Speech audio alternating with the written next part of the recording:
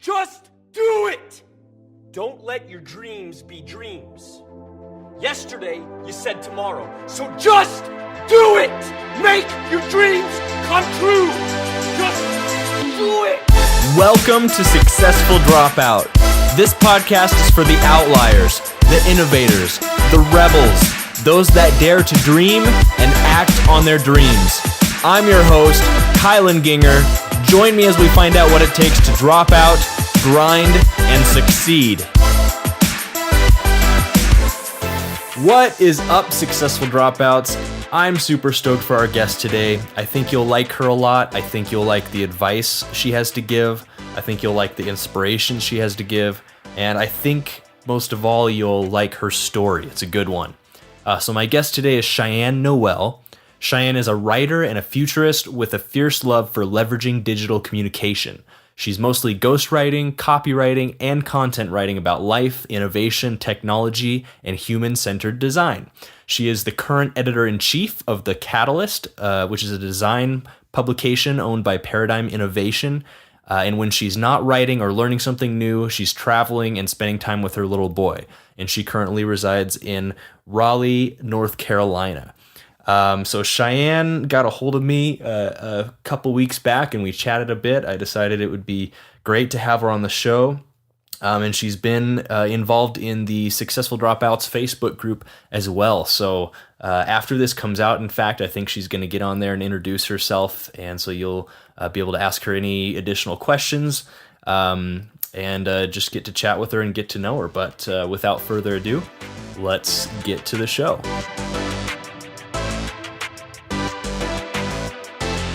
That's why I think when you reached out to me, I was just, first I was like, oh, this is awesome. I feel great. But I realized that obviously you saw something that was, relatable. And I think the more and more that I kind of try to figure things out myself, I'm realizing that I'm not just alone.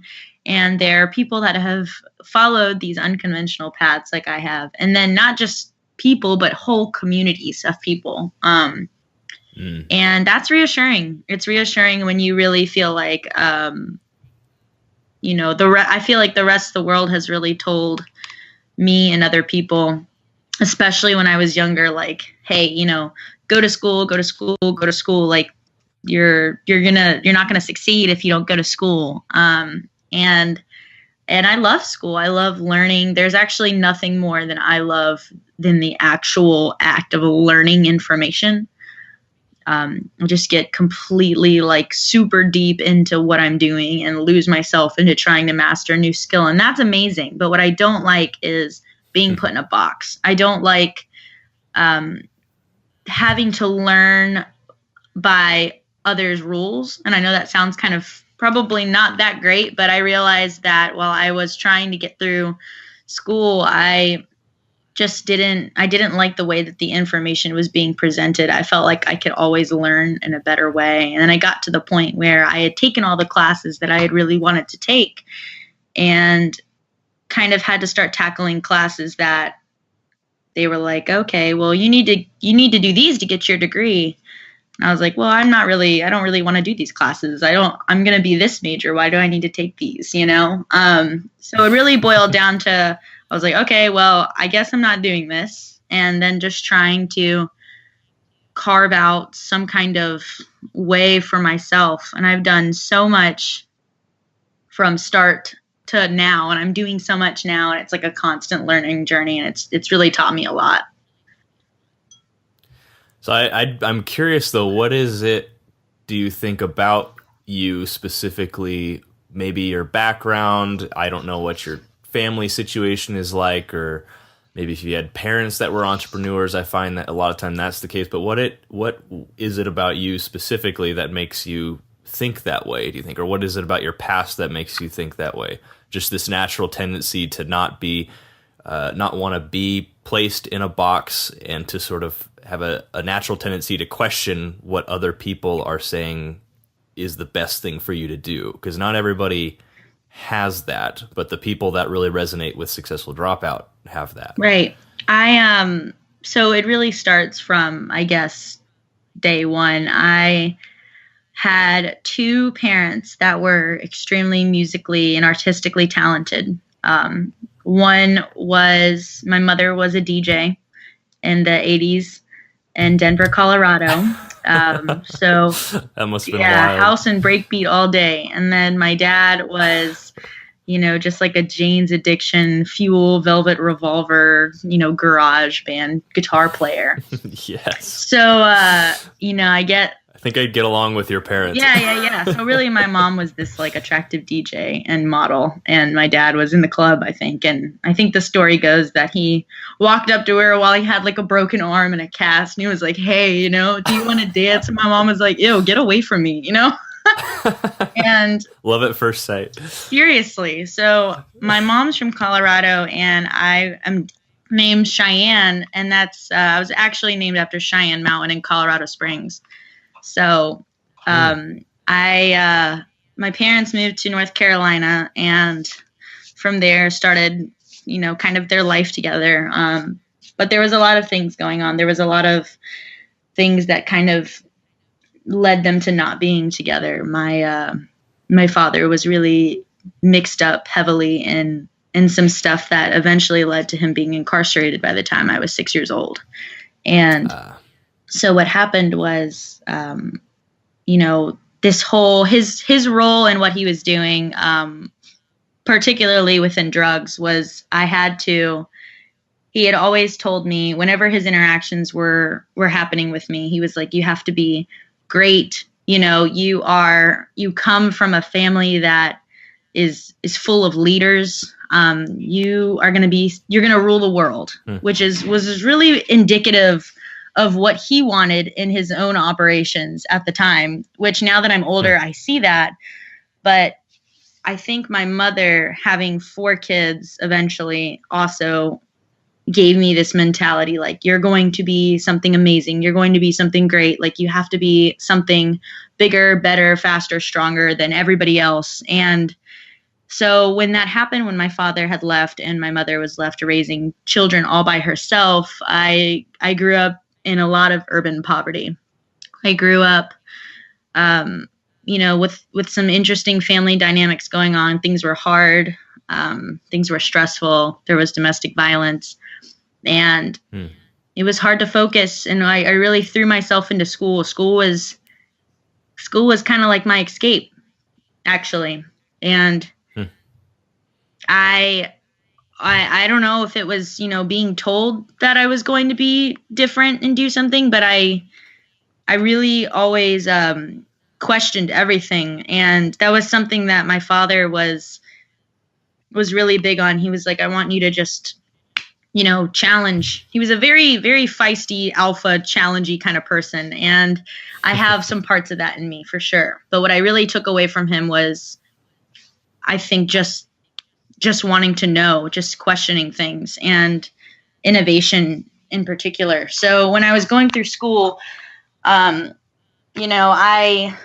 enjoyed it a lot. I did really well in school, in high school. And I eventually had my son at age 20. So I got pregnant at 19. So I went through high school, took a year off, and started doing my own stuff, like getting into things that I wasn't supposed to be doing. I had kind of walking off that path that I was on. Like, I had gotten a partial scholarship to the Citadel in South Carolina. I played soccer in school.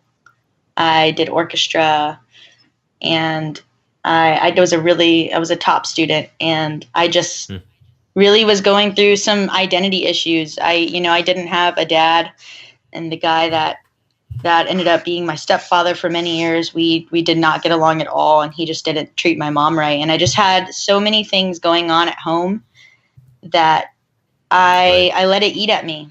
I let my depression really, really swallow me whole, and pushed everybody away, and really fell down kind of a dark path until I woke up one day and realized, wow, I'm pregnant with my first son. And that was really a wake-up call at 19 years old, while everybody else that is partying and being ridiculous. And, the whole time you're partying, you're you're like, this is fun. This is the thing. But in the back of your mind, you're like, I could be something great. I was supposed to be something great, but Right. I don't know what happened, you know? And I really felt like I had fallen and I was disappointed. And so when I got pregnant, it was my way to, you know, obviously I cut everything out. I worked really hard to try to, you know, prepare for his arrival. And I was like, okay, I'm going to go to college because I need to do this, you know? So Right. I was a nursing major and I wanted to become a nurse really because of the flexibility and because everybody was proud of me. I was just really doing it because I just wanted people to think I wasn't such a loser, you know? And Yeah. I was like, okay, this is the right thing to do. Like, it's time to, you know, be a mom and make sacrifices. And I thought, you know, that is sacrifice, doing something that I don't want to do because this is the choice that I made. Interesting. And Yeah. I'm obviously not a nurse, so I didn't like it at all. And basically I decided that, okay, well, I'm not going to do this nursing education anymore, but I'm going to focus on really what I love, even though, you know, I didn't really care for it that much, but I decided I'm going to major in communications. So I got a lot of backlash from people. They were saying, okay, communications isn't really the right thing to go into. It wasn't profitable or whatever. And I kind of just decided to ignore everybody and, you know, just go from there. So I got through communications classes and I really liked them a lot. And I got to the part where I said that I felt like I was doing things that I didn't really like, you know, where I had to start taking math classes, statistics classes. Right.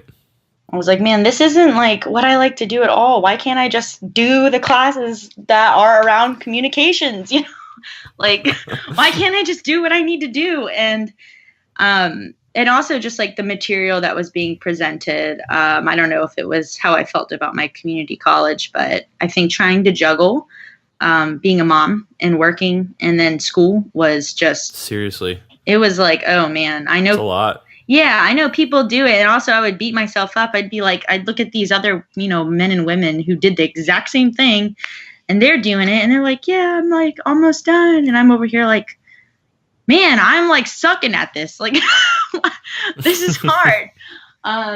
So eventually I just stopped going to college and I just went back to, you know, waiting tables and kind of going right back to square one where I was like, okay, I still don't really know what I'm supposed to be doing.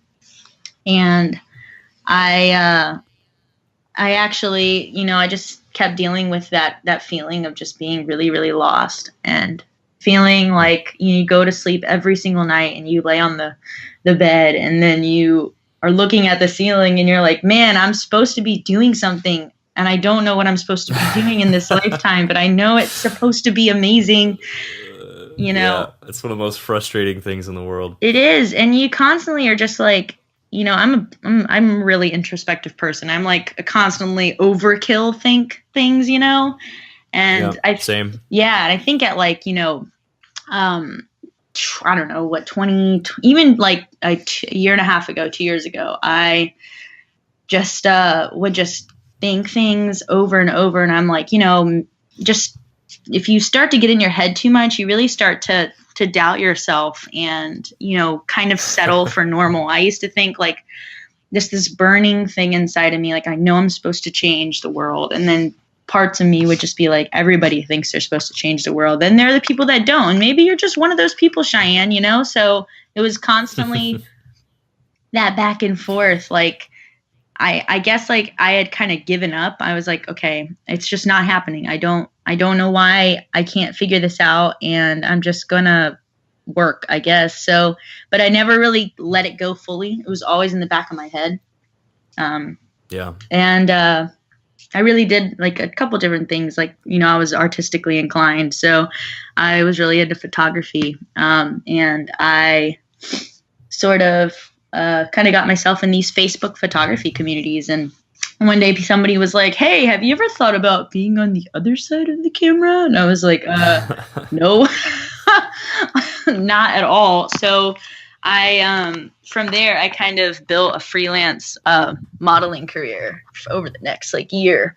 And it was very hard. And that was like the first time that I'd ever put myself out there. I think I went from like 100 Facebook friends, which is fine, to like, now I've got like a good following because I had to hustle. And it was the first time that I put myself out there. It gave me a lot of confidence, but it was more just the confidence really came from having control over, I can actually, establish, the voice I want. I can build something from this. And so from there is kind of when we get to like my writing. I started writing last spring as a way to kind of cope through some things I was going through in my life. And some friends were like, yo, man, this stuff is so good, girl. Like, you should share some of this stuff. And I was like, no, like, this is so embarrassing. This is just the stuff I just write for myself, kind of like diary stuff, Yep. And really, sometimes it's the best stuff. It's the best stuff. You're not thinking anybody's going to ever see it, so you're free to be a little more creative and let yourself go a little more. Exactly, yeah. I was like, I wrote all sorts of raw stuff, and my writing is still very raw. And so friends just really pushed me like, hey, you got to submit this stuff. Like, just try to go get published, And so I did, and I got published in a couple places, guest blogs, thought catalog, and started writing music reviews for Anti-Hero magazine, and built up some stuff there, and was able to start writing for an electronic digital publication called Noise Porn, and I did entertainment reporting. When I signed up, the editor was like, okay, well, you've done, a lot of music reviews. Would you like to still do music reviews, or would you want to do more editorial news stuff? And of course I was like, I want to do something different. So I started doing news stuff. And that was the first time I got introduced to like real journalism, and what real journalism looks like, and Associated Press practice. And that was really cool. And that was all from never showing anybody my writing prior to April. And then suddenly I was doing reporting in like, September. So, how often though were you writing just by yourself without showing anybody though? I used to write when I first started writing. I had never written anything. I think the last thing I had written before was maybe in college for like a paper. And then I started writing in the middle of April. And then I was writing like every 3 days. In my Google Docs, I have like almost 20 full pieces that I haven't even published yet, just because I'm like, I don't know if I want to publish these, but that's when someone suggested I should start publishing on Medium. They were like, you should just keep a blog. I was like, okay, sure. So I started writing on Medium, and I have a little tiny following on there, which is awesome. And just really got a lot of attention from my network and the people around me. When I started transitioning from doing modeling into writing, I had already built this awesome network because I knew how to brand myself online. And when you have an audience that loves you, no matter what, they're going to follow you, and they're going to support you no matter what vertical you're in, And, and so I feel like what makes me feel like I don't like being put in a box, or I feel like I'm unconventional in the way that I learn and the way that I've gone through life, is just because that's the life that I've lived. Statistically should be on drugs or in jail or just not doing well. I should not have had the life that I'm living right now. And it's not glitzy and glamorous. I'm going to put in perspective that I'm a writer, but I am doing something I really love. And, And I guess for everybody that is listening in and they're just feeling like, you know, I don't really know if this is for me. I really want to do this. I just would encourage them to, all you can do is explore. And the thing that held me back from exploring was really worrying about what everybody thought, honestly. And if I could go back in time, I would be like, Cheyenne, just stop caring if this is going to be well received by your friends or your mom or, you know, your peers or whatever. And because all you got to do is just explore it. And then when you're done and you don't like it, you just move on, you know? So it's been interesting. It's been an interesting path. But see, like that's a hard thing just right there, what you said, for people to take on, this idea that they can just explore, and if they wake up too many mornings in a row and they hate what they're doing, they can move on to something else. And especially while you're young, you should do that. And that's probably the quickest way to really falling into building something in a life for yourself that you really love. But that's really, that can be a really hard thing for people to do, because we feel like we need to pick the right thing right now for the rest of our lives. Right. Yeah, I know it is. You know what? I have like a clear memory, no, multiple memories of people, you know, me exploring and people being like, I feel like you do something different every day, like in a condescending way, like, oh, you're changing focus again, or like you look all over the place, or you just look like you're not put together. And I'm like, you know what? I'm not put together, and that's okay. Like, it is totally fine to explore. It is totally okay to fall and fail and to really figure out who you are, because if you don't, you're going to spend the rest of your life wondering, what if you could have, you know, taken that step forward and really learn about an industry that you wanted to, or try to do this or try to do that. And then you're going to, you know, wake up one day in a job that you probably hate. You're like, man, I don't even know how I got here. I don't want to do that, dude. I don't want to wake up and be like 40 and be like, I hate this. How did I get here? That's when, I mean, that sounds messed up. And I mean, that sucks for those people, but that is just unbelievable to me. And I don't ever want to not have control over my own journey. You know what I mean? Yeah, no, absolutely. And you mentioned, you know, it's okay to do that. It's okay to be like that. I mean, I would take it a step further and say it's absolutely necessary. You know, you have to, as Stephen Pressfield puts it, you have to get out there in the dirt world and, and fail.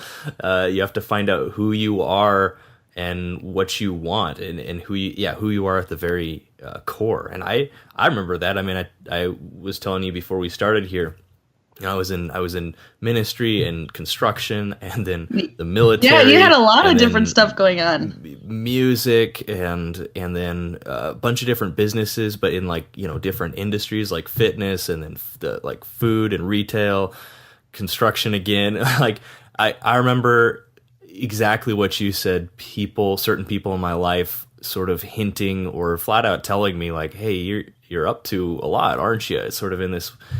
You know what I'm talking about, like that tone of voice. Like, you can tell what they're saying. They can't stick with one thing long enough to make it successful, or that. And it's like, no, that's not the case. It's, you know? Yeah. Oh yeah. It is hurtful, because on some levels, I still think like they're right, like in a way. I mean, if I would have stuck with maybe, you know, ministry, say longer, the first sort of thing I was into, that would be more successful now than it was when I quit. Like, that's obviously right. That's the case, but I wouldn't have been enjoying it. Like, I got to a point where it's like, okay, this is enough. It's time to move on. Right. But no, you're absolutely right. I do remember several conversations with some friends that I'm still very good friends with, and I still highly respect. But right, you know, they were lucky enough to fall into something they really loved to do earlier on. Right. I just wasn't. But those comments of like, oh yeah, you're just not sticking with one thing, you know, long enough for it to be successful, and it does really make you second guess yourself and get a little down on yourself sometimes, and you start to ask like, man, do I know how to persevere? Like, am I just quitting things because they're getting tough, or am I really quitting for the right reasons? Oh my gosh, it's not yes. what I'm supposed to do. So, And I, just like you, I'm always in my head. In fact, the new rule for myself on any daily basis is to 80% action, 20% thinking is sort of the percentage between thinking and doing I go for. And that helps a lot because you sometimes just have to shut your mind off and do. But I definitely really resonate with that. And I feel like a lot of people probably do, because that is sort of the natural tendency, is to explore and I want to taste this, try this for a little bit, and then go over here. But that's exactly the opposite of what most of society tells you. Yeah, I think for me, it's like I know it because I've lived it, and I see it all over, just, you know, parents talking to their kids. And I get it, you know, I'm a mom too, so like obviously I'm gonna want my son to, you know, do all the things that I think can guarantee him to be successful. But I realize there's gonna be a time when he's gonna be like, Mom, I really want to do this. And I'm just going to be like, oh my gosh, you know, it's scary. So I understand. And I don't think I would have ever understood unless I had a son.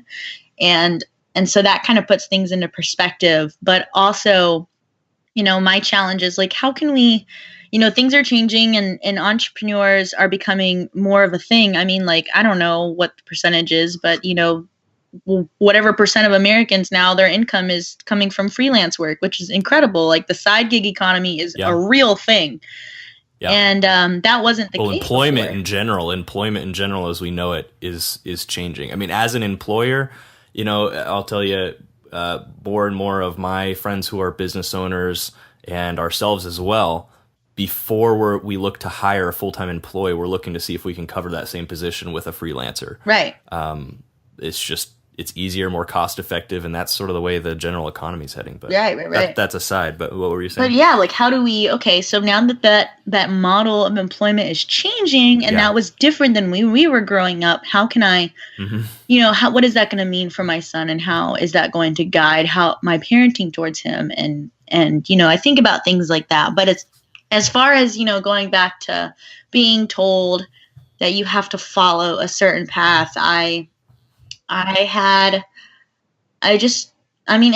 honestly like it used to just drive me mad. I mean, just get so depressed to the point where I really felt like I was like, oh my gosh, I am letting everybody down. I'm letting everyone down.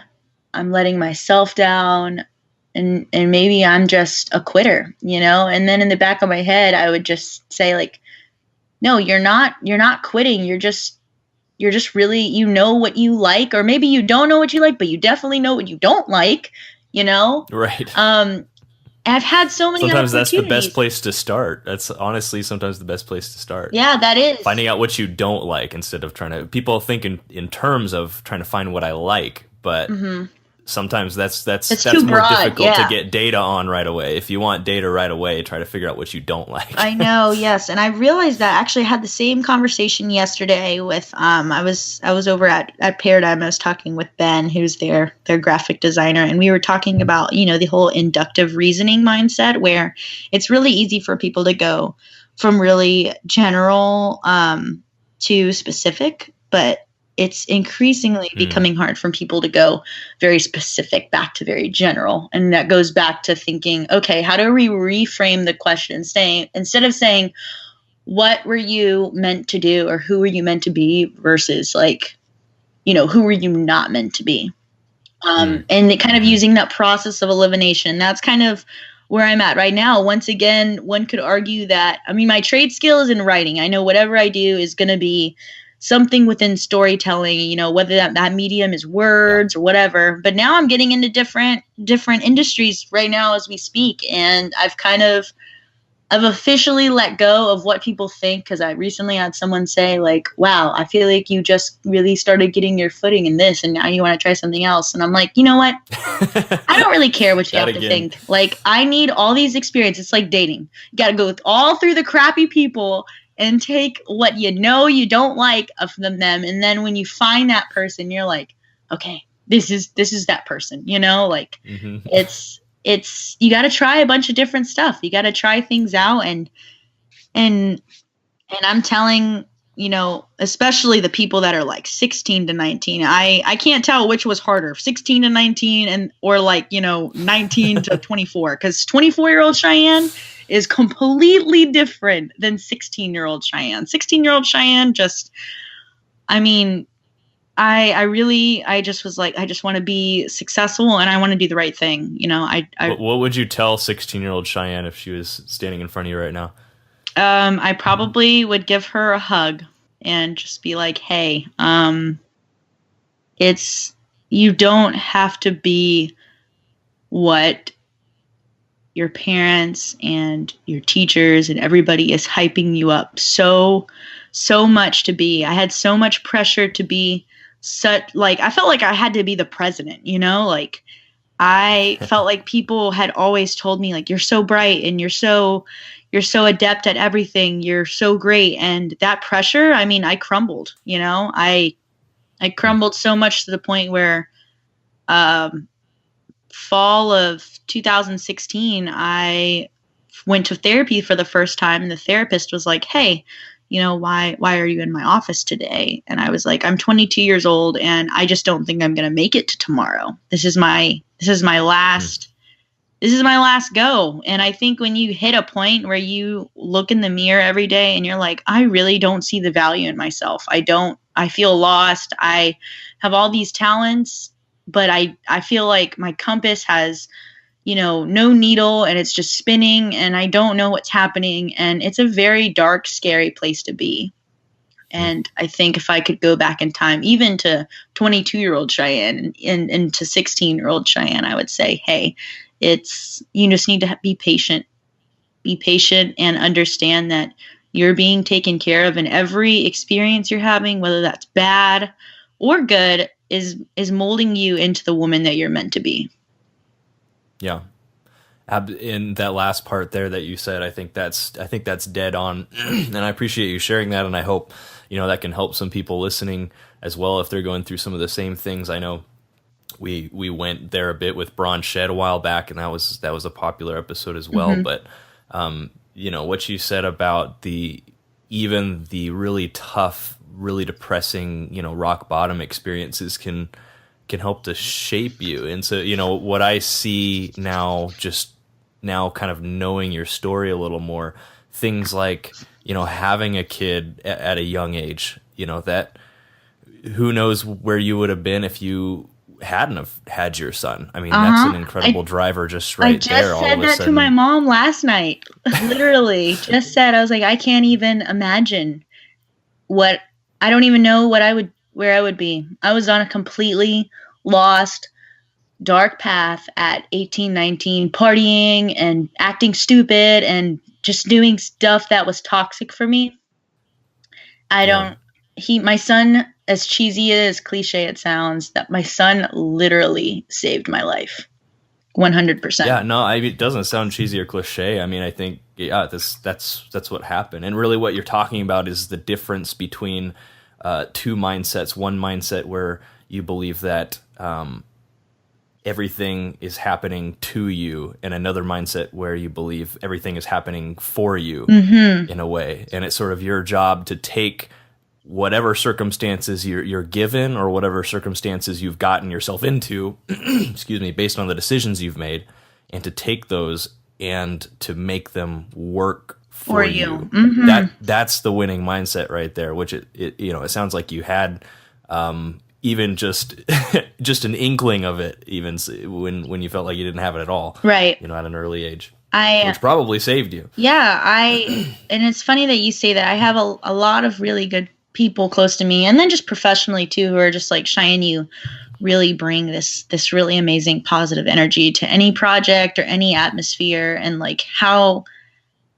do you stay so positive when things just like go wrong in your life? Like, okay, if I had to paint a very real, transparent picture for you, and I'm not holding back, I am like the girl that I have the worst luck ever. If my like stuff with my car or technology, or like if there's a hole in the ground, everyone passes by it, I'm the one that falls in. Like, that is my life. I have just things that happen where my friends are like, okay, everyone goes through hard challenges in life. You know, maybe people die or family members go through things, or like they deal with abuse, or they're poor or they're homeless. They're like, Cheyenne, you've had all of it. And it just like doesn't just stop. It's not like, oh, I experienced that when I was younger. It's like some of those things are still going on. Like I have a lot that goes on all the time. And one of the girls that was working with her design firm was just like, you are really strong.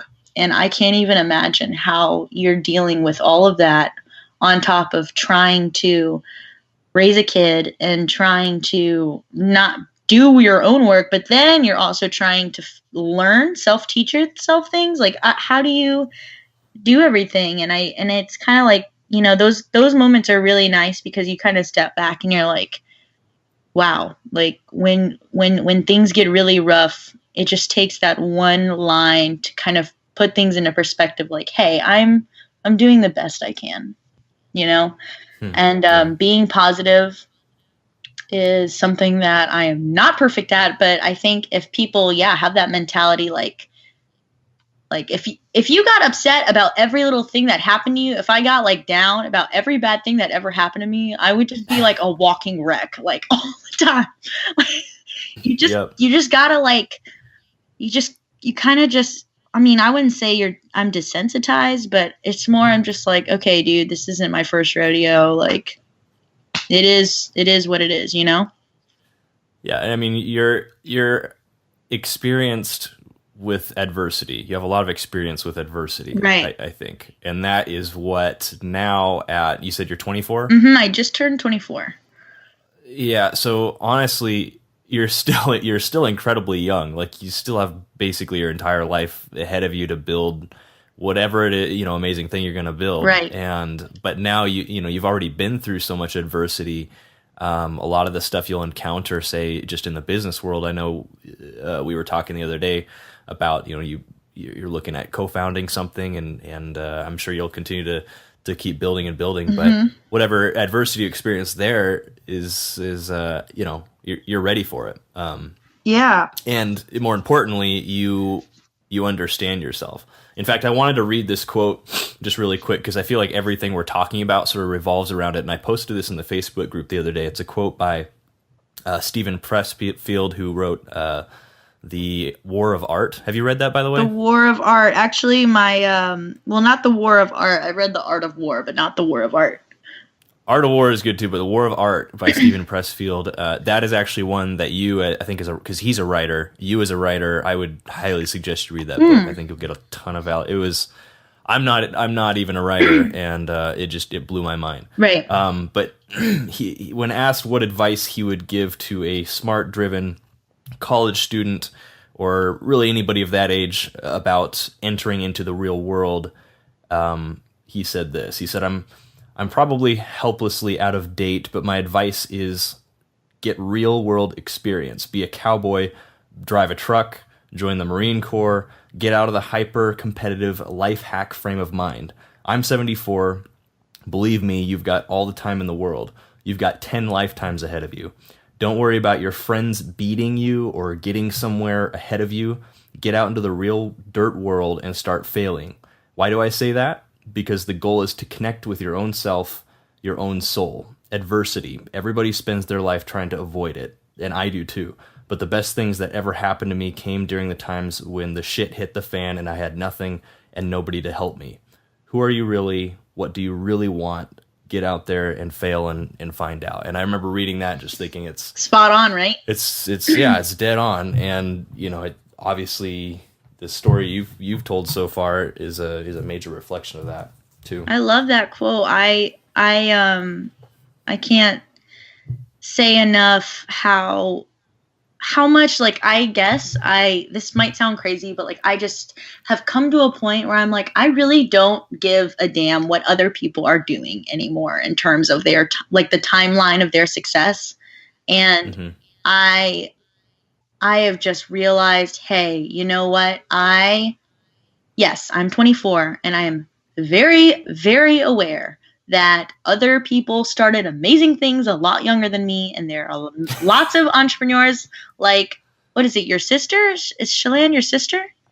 Yeah, like that's a great example of someone who's kicking ass right now, who's young. I'm just like, damn, it's easy to get to look at everybody else. It's easy to look at everybody else's lawn and be like, damn, their grass is greener over there. How do I get mine like that? You got to stay focused. Like, stop worrying about what everybody else is doing and stop beating yourself up because you think like you're not moving fast enough. Your life moves at a different pace than everybody else's around you. Your story is unique to you. Your purpose is unique to you. So why are you so concerned about what everybody else is doing? That's kind of where I have actually found the most happiness. Like, I had horrible anxiety, horrible depression, and I still kind of battle with depression. It's definitely a daily thing that you have to make a choice to be happy.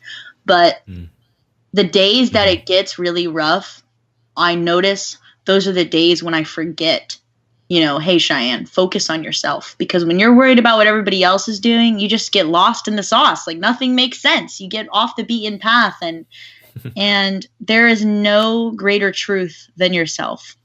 And I think that's what I want people to take away from their own journey is you're going to feel lost. You're going to feel like you're just walking in the dark, blindfolded, hand outstretched, and you're like, I can't see, I'm gonna fall, I don't know what's happening, I'm scared, I'm freaking out right now. And I'm telling you, if you're 16, 24, 30, there are people that are way older than that feel like that, and it is natural, and it's not going to be that way forever. And the way that you can combat feeling lost is being true to yourself and knowing yourself and really figuring out what your values are and who you are. I love that. That entire monologue was just great. I was like ranting, going off on a rant, but that's how I feel. No, and I'm sure that's how a lot of people listening feel. And so, those are wise words, especially in regards to not worrying about what other people are doing or your friends getting ahead of you or being better than you in some way. In fact, the next step after not caring about that at all, I would say, is being happy for friends when they do better than you or they are ahead of you in some way. Don't be resentful. That is something that I have noticed. And those okay, so you said let's revisit those one-liners that are super condescending. They came from some of your friends that you've loved and you have kept around, and that probably just came out of real concern because they were like, hey, Kylon, what's going on?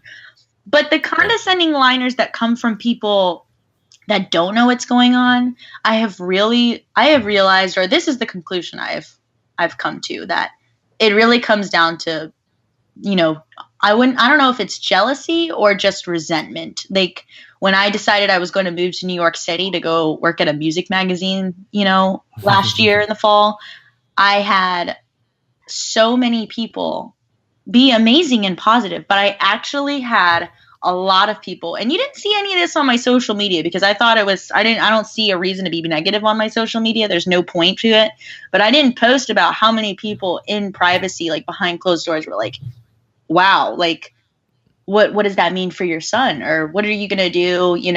What are you going to do when you're up there? How are you going to live up there? And particularly even the person that I was living with, I told her, and it was like, I didn't get one single thing other than like, oh, and it was hurtful. And it was hurtful because I was like, I really worked hard to be able to get that opportunity. And of course I'm going to share it. And I felt like I couldn't share my successes because other people's feelings were getting hurt. And I'm kind of like, you know what? The people that love you and support you and that are going to root for you every step of the way, those are the people that you want in your life. And the people that have other things to say that unless they're like, you're stuck with them and they're family with you and they actually love you all the time and they're just kind of, critiquing you and making sure everything's cool. Unless they're like that kind of person, I would cut the toxic people out of your life because I let a lot of people go even within the last couple of months. And I realized that, you know what, you're really not helping me move forward, or if everything that comes out of your mouth is pretty negative and I just can't afford to be around that right now, Yeah. And that's hard. It is hard, especially for like the teenagers in high school. I know it's hard. The whole idea of like cutting people out that are cool and your homies and like, oh man, but we play football together. We're in the same clubs and like, you know, we hang out and play video games together. Like, yeah, man, you got to cut those people out of your life because trust me, I guarantee in like even 5 years, you're going to be at the bar and you're going to run into them and they're going to be still doing the same thing. And you're over there like succeeding and they're just not, you know, or they're on a different path. And not being afraid to say goodbye to people is something that I have learned recently. Like, you know what I mean? Those people are always going to be there doing the same thing. And it's easy to not worry about them when you kind of realize that.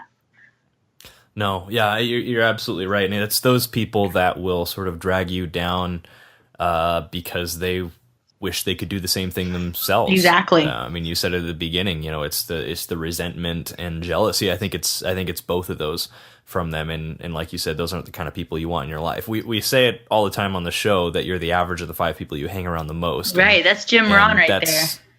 Yeah. And it's such an important concept. I think people take for granted when we get new people in the Successful Dropout community that are talking about, you know, making this transition from sort of being on the conveyor belt to then taking back control of their life and career and education. One thing I think they take for granted is the crowd they're hanging out with. And, you know, that's why we're building the community, is so we can have a crowd of people on the same journey. But man, if you're trying to go somewhere but you're hanging out with people that are not headed in the same direction or are not supporting you, again, I just think people take for granted how much that can be a deterrent. Right. So 100%. One thing you mentioned earlier that I liked was, you know, you mentioned writing, that writing is something you've sort of discovered is going to be a central part of whatever you move on to next. Mm-hmm. And I think in the context of all this discussion on exploring and trying and failing at new, you know, ideas and interests and curiosities, that's something I really want to pull out, because we just talked about this with Grant Schroll last week on the show, that in the midst of trying all these things and succeeding and failing, there will inevitably be one or two, you know, maybe a few things that show up that are sort of their central threads. Yeah, they're like recurring, you know, throughout all your different, right? Exactly. So for you, it's writing, and you could move on to start different businesses or in different industries. But writing is something that you've obviously discovered is going to be this central sort of thread between all of it. You know, for me, it's turning out to be like community building. That's what I do for a living now. And that was the first thing I did back in ministry. That was the whole reason I liked ministry so much. Right. Is building this amazing community of people that supported each other on a journey. Right. And so throughout my whole life, all these different things, this has been this central thread. And so that's something I want to pull out for people listening to really look for and identify what that central thread could be, you know, and that'll give you a good idea on what to do in the future too. Yeah, that reoccurring theme is important, and it's cool that you brought that up and you noticed that. Like, I love writing, and it's taken me from the music industry to design, technology, innovation, and now I do ghostwriting. You know, I write for other people underneath their name, and I don't get credit for it, but I get paid for it, which is really cool. So I don't really know. I'm kind of at the point where I'm like, okay, I have all these things that I'm interested in. I was exposed to the design world. I realized I love design, especially user experience design, UX design, like the whole idea of the human experience when you are interacting with something. That is very, very similar to, or I think not even similar, but actually central to storytelling. They're one and the same. And so I've started to explore like UX writing, like, which is an extremely like niche new field. What does that even mean? I know. Okay, exactly. I was on the phone last night with Kyle Heron from CO, and we were talking about UX writing actually. So UX writing is creating copy for products or digital apps or anything that is going to directly impact the user experience. For instance, like when you're ordering an Uber and it pops up and it says, okay, how many seats do you need? And then it shows you like 1 or 2. That writing right there, that copy that's on that app is UX writing. It is. Oh, interesting. It's different. People are like, well, isn't that just copywriting? And it's not. Copywriting is, those writers get paid to sell things. It's like the intersection of writing and design. Exactly. So that's interesting. It is incredible. And so I looked it up and I started like really, I work with industrial designers, graphic designers, service designers all day, and just absorbing everything.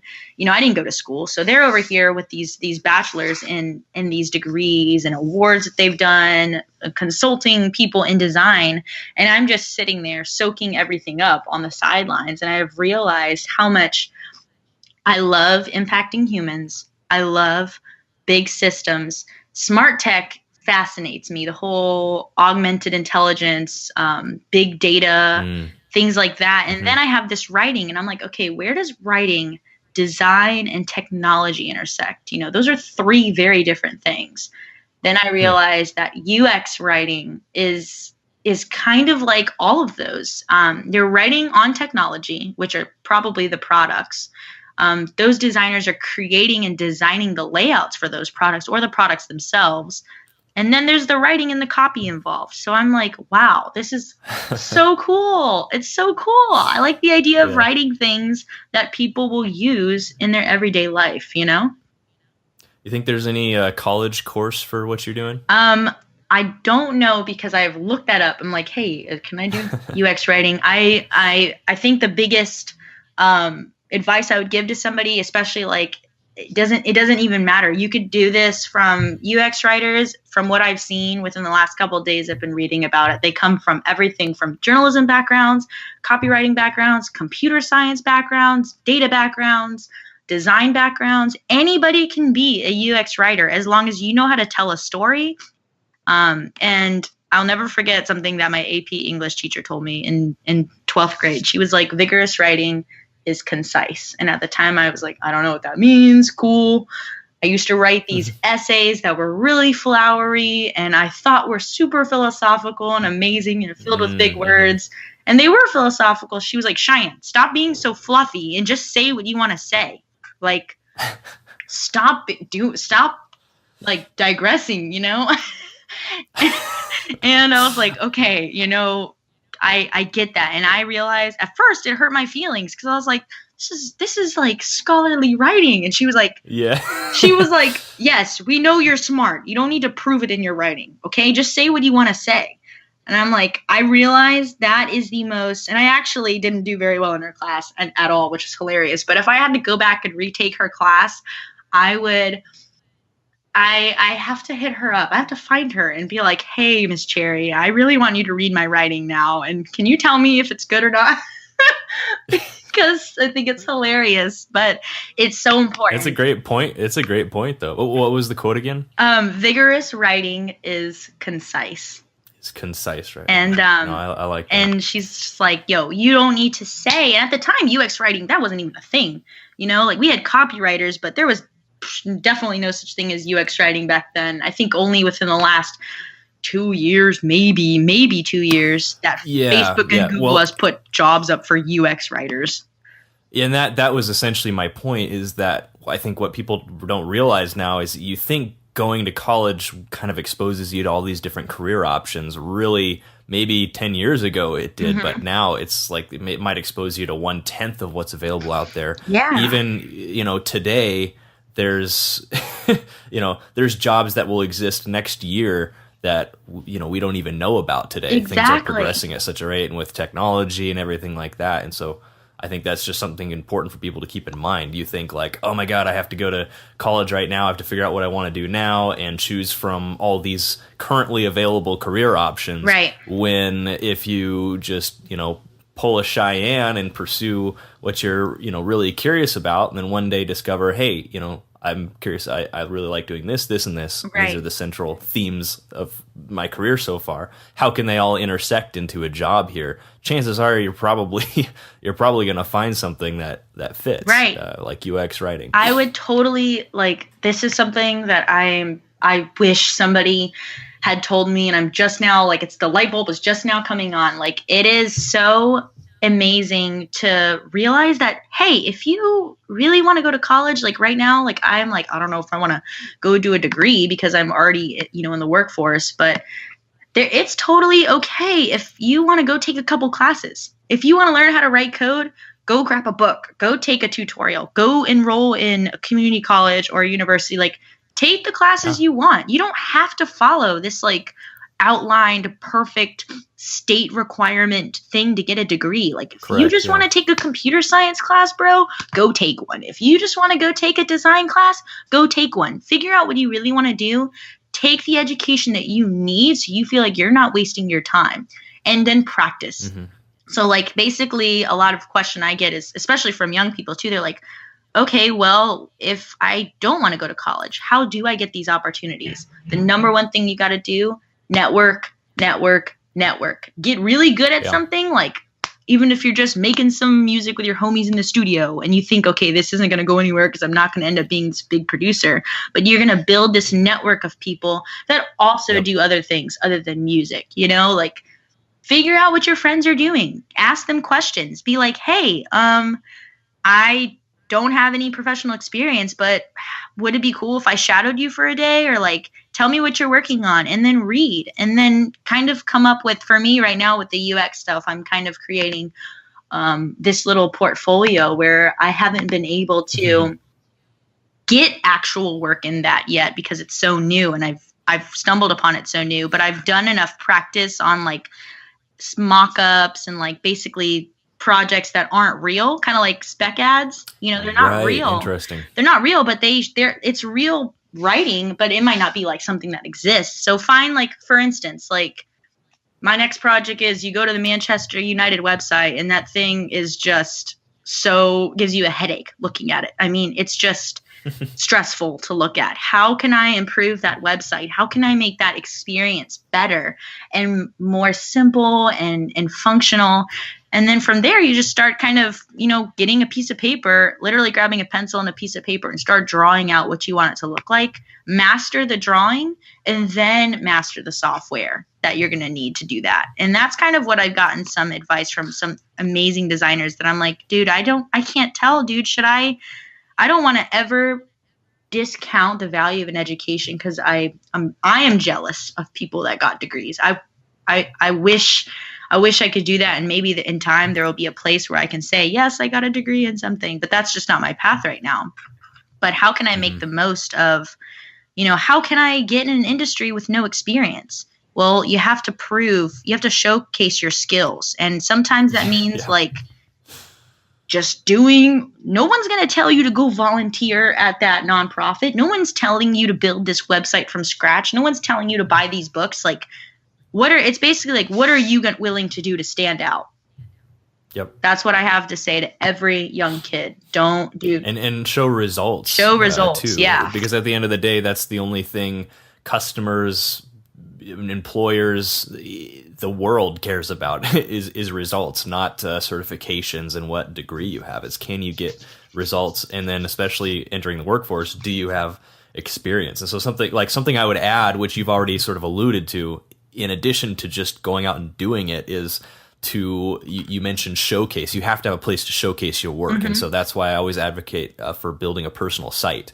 Or even if it's just your social media, that's a good start too. But build a personal website, because that is your new resume. If you do record something in the studio with your buddies and it's not, completely terrible, that's something that should be on your website. Right. It's how I've gotten into a position I'm in right now. Is somebody saw Successful Dropout, and that is sort of where I showcase a lot of who I am and what I've done. Right. And I use that to leverage into a position I have now.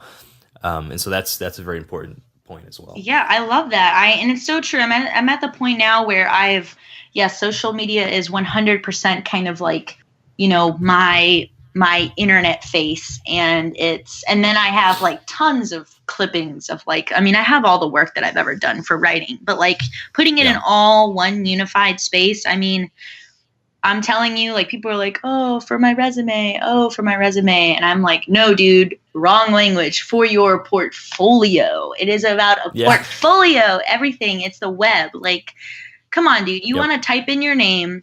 If you've heard of, Cheyenne Noel, you want to be able to type on Google Cheyenne Noel, and you want to be able to find that girl's work. Like, you don't want it to be you don't want it to be like a stressful thing where you're like, oh, I don't know where her stuff is. Like, you need to know now. And if it takes you more than 5 minutes, just like the apps that you hate dealing with that take 5 minutes to open, you're going to forget about them. So it's important to have your work accessible, have your work out there. Don't be afraid. I mean, even if it's like your friends or your mom's blog, like, if you have a ton of articles on your mom's blog, that Google is going to rank your name, It's so true. In fact, I would say for people listening, and this is something I can't believe we've never said on the show before, but you should just go Google your name right now and see what pops up. If nothing pops up, I would say that's something you need to work on. Yeah, work on it. If maybe some things you're not proud of pop up, again, maybe something we have to work on. You have to work on, but that right there is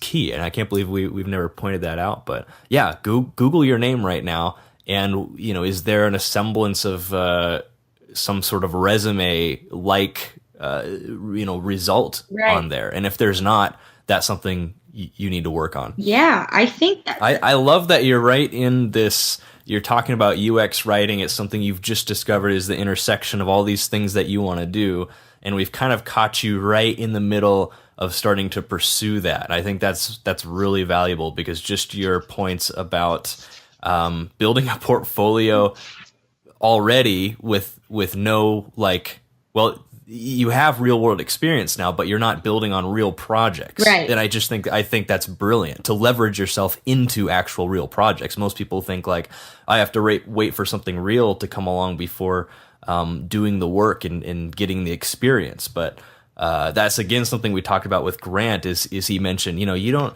to get experience in a job or an industry, you don't actually have to necessarily be dedicated to that industry or be in that specific job. You can just find the same imagine what kind of work you would be doing and just go and do that work. Right. And see how you like it. If you don't like it, fine, move on. If you do like it, great, start to build a portfolio, and then you can leverage that into an actual position. I just think that was a fantastic point. Yeah, I wish I'm actually starting to do this now, and it's cool. I really need to tune in and listen to like a ton of your episodes, because I'm interested to see where everybody falls. Like, I'm sure, nobody wants to talk about, or I always ask, like, what is more beneficial to listeners? The entrepreneur that's made it and they're like going back and giving advice on how to start, or the entrepreneur that is right in the middle of it, And I think it's important to showcase both, because I know for me, when like in school, high school, they'd bring these guest speakers in, and I'm like looking at that person and I'm like,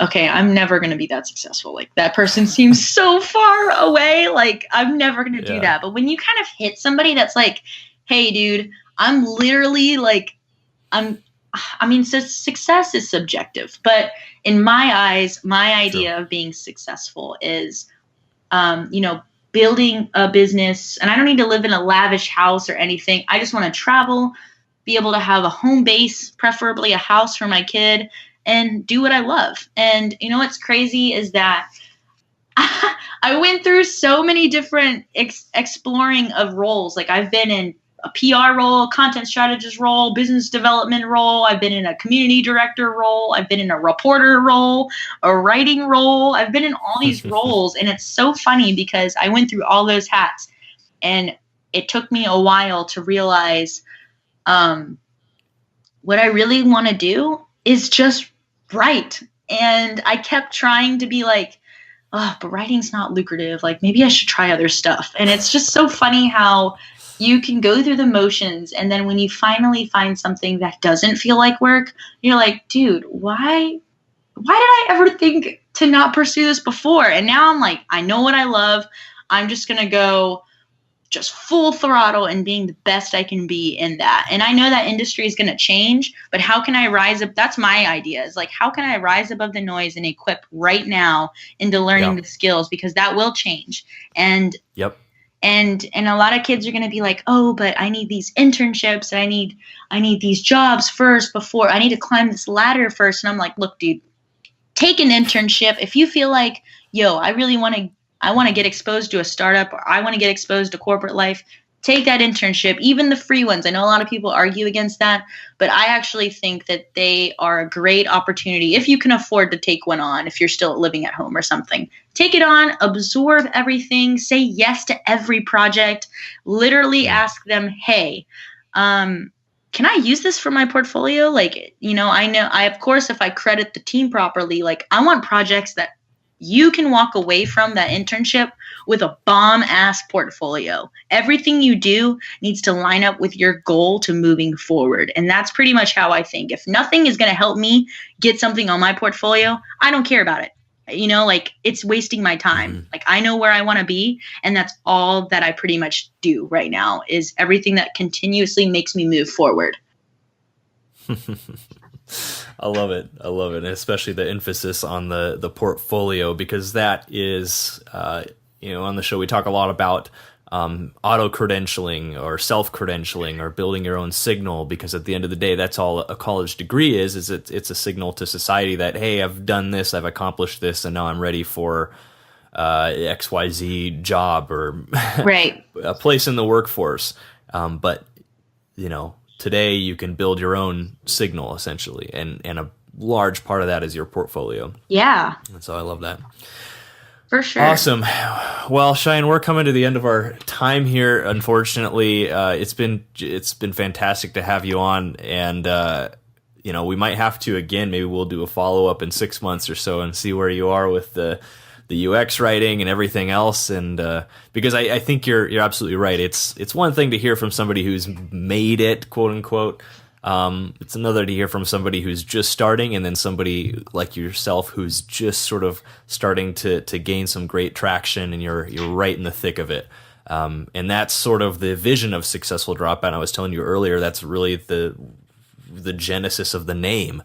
Successful Dropout. It sort of pulls from both sides of the journey, and we seem to be meeting you right in the middle of the journey right now. So I'm excited for you, and would love to definitely after this, you should get onto the Facebook group and introduce yourself. I'm sure people would love to chat with you, maybe ask you some more questions as well. But between now and then, what's the best way for people to connect with you? I think right now is really on social media. If someone wants to just connect with me on Facebook, that's probably what I live and breathe on every day. That's my strongest social community. And you really just type in my name. Honestly, if you type in Cheyenne Noel on Google, you should be able to find me. There we go. I like it. Awesome. Well, Successful Dropouts, you've been hanging out with Cheyenne and Kylan today, learning what it takes to drop out, grind, and succeed. For everything we talked about today, head over to successfuldropout.com and type Cheyenne into the search bar, and the show notes will pop right up. And as always, stay hungry, stay foolish. Bye. For more information about how to drop out, grind, and succeed, go to successfuldropout.com. I also love questions. If you have a question about anything we talked about today, I want to hear from you. Go to successfuldropout.com and click the Ask Me a Question link at the top of the page.